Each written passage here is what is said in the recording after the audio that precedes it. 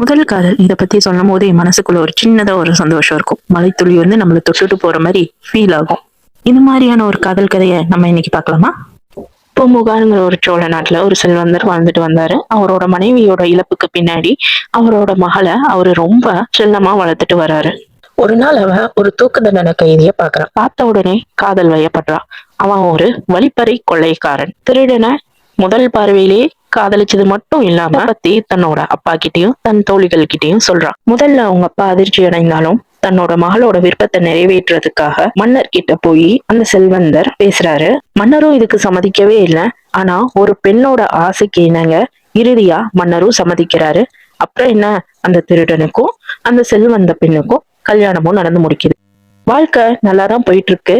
ஆனா ஒரே சண்டையும் சச்சரவுமா சில தடவை இருக்கும். அப்போ ஒரு தடவை விளையாட்டா அந்த பொண்ணு, என்னதான் இருந்தாலும் நீ ஒரு திருடன் தானே அப்படின்னு சொல்லிடுறான். இதனால கோபமடைந்த அந்த திருடன் இவளை எப்படியாவது தீர்த்து கட்டணும்னு முடிவு பண்றான்.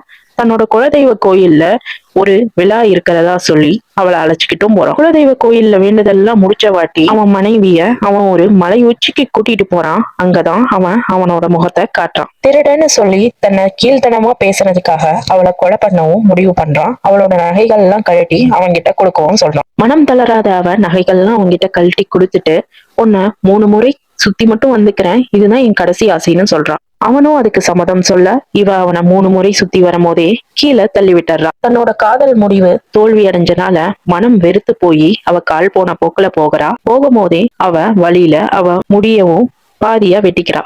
இப்படி கால் போன போக்குல போயிட்டு இருக்கும் போது புத்த துறவிகளை அவ பாக்குறா. அவளோட இறுதி வாழ்க்கைய அந்த துறவரத்திலேயே அவ கழிக்கிறா. ஆமா, அவ புத்த துறவியா மாறுறா. அவளோட வெட்டப்பட்ட அந்த முடி திரும்ப வளரும் போது கேர்லி ஹார்ஸா வளருது. இந்த கதை பேரு தாங்க குண்டலகேசி. காதல் தோல்வி அடைஞ்சி மன உளைச்சலுக்கு ஆளான அவன் மன அமைதியை தேடி புத்த மதத்துக்கு போன கதை.